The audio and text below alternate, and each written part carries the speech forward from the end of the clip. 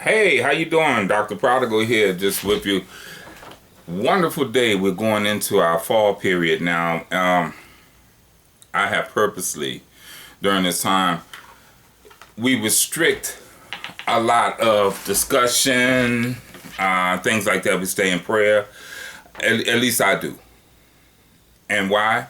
Because we're approaching the Hebrew New Year. And as we approach the Hebrew New Year, there's always something prophetic that comes through at the time. I purposely just want to hear what God is saying. One of the prophetic words that I've heard has come from Pastor Jerome Lewis, the Seeds of Greatness Bible Church. Powerful, awesome man of God, awesome teacher. I mean, I count it joy to sit there and just glean from him. Am I saying that no one else can teach? No, not even. I'm just saying for this season, for what God has me doing, my assignment is there. And had I not been there, certain other things would not have fell in place. And we have to be careful on what we're doing, how we're doing it, where we're doing it, and with whom we're doing it during this season. So I find myself being very quiet. I don't argue. I make sure that I'm on my tone, that my tone is not combative or anything else, or with an attitude. Come on, we can do that too at times, or sarcastic. But now that we're here in this season, the word that Pastor Jerome gave, and I don't even think that he realized that it came through so fast, so smooth, that, as Bishop Eddie Long would say, it has to be caught, not taught. And I wore it out to write it and said, we cannot let the enemy rock us to sleep in the light. That hit me so hard because I have really been watching through the COVID period how I have changed. And I'm penning my book now, Once Upon a Time, called COVID. Things, God has a way of showing you yourself. He said, humble yourself under the mighty hand of God. You know, if you don't humble yourself, then you can be humiliated. Well, I was able to humble myself and look at this and just see how much this affected me and how much that we can fall into what's considered the light and be lulled into nothing but darkness. Why do I say this? Well, let's start with the political realm, okay? I've never seen so much bickering, nastiness, divisiveness, and everything else in my time on this earth in America. So here's one part. The next part is that, you know, we just totally disregard what God says about praying for those in authority. It seems like that now that we have a Christian nationalism that's coming up that is totally against God. And I don't care what nobody says. We have all these people that this political figure is the Messiah to the nation or God's choice. No, it is not. Tell you what about political leaders. Look at Saul. Saul had it going on. Saul did wrong. Saul wanted to get the praise of the people, so that's why he was saying he was pleasing the people. And what happened to Saul? So we can't say that God can't use anyone else. I know I don't need to be drinking no Red Bull, but it's been a long night. Sometime during the evening, I can just begin to watch things and see the patterns. So in my meditation time, I listen to the patterns. The patterns have been things uncovered, then they're allowed to rise, then they're allowed to be established culture, then they're allowed to be established as law, and then everybody thinks it's okay. That does not take away the fact that whatever God said in his word is truth, not fact, because facts can change. Truth never changes. Facts change.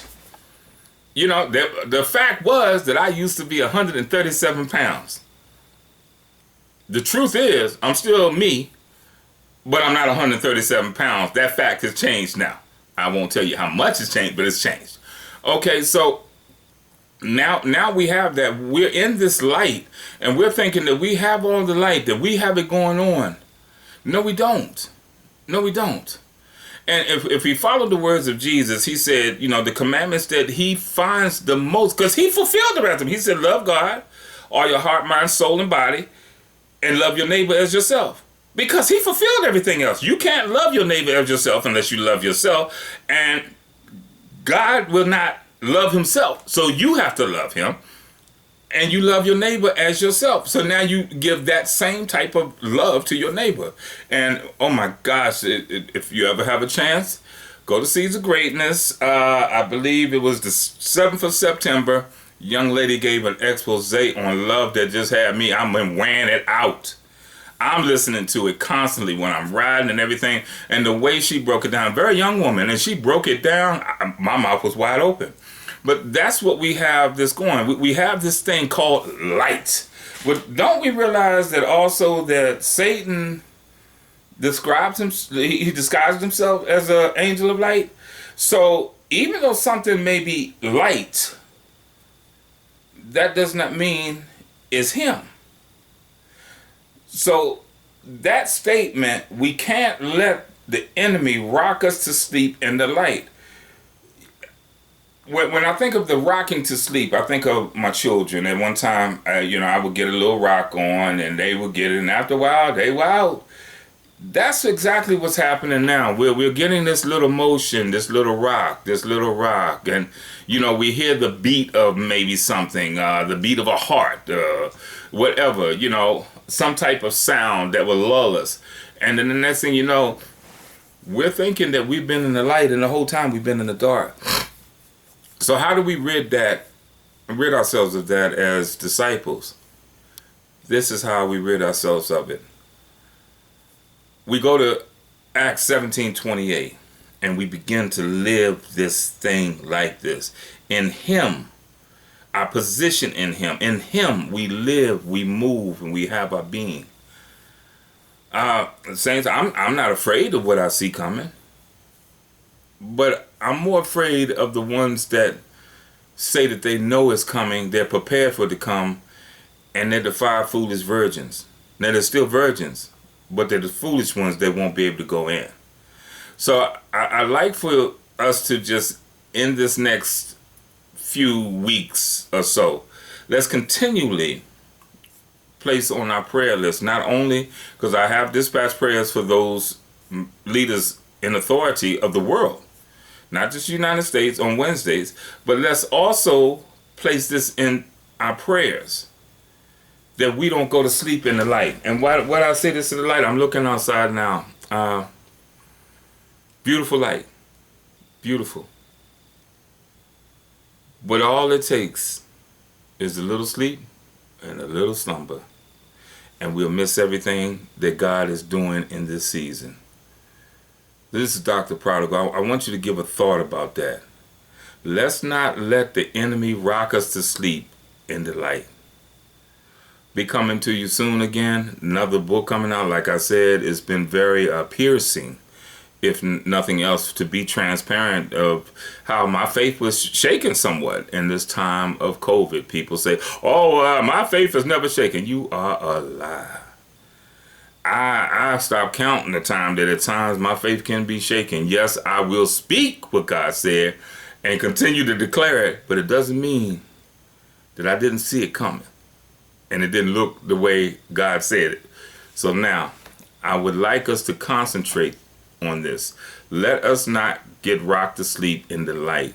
Let us not get pulled into choosing sides in the political, stupidity, and that's exactly what I'll call it.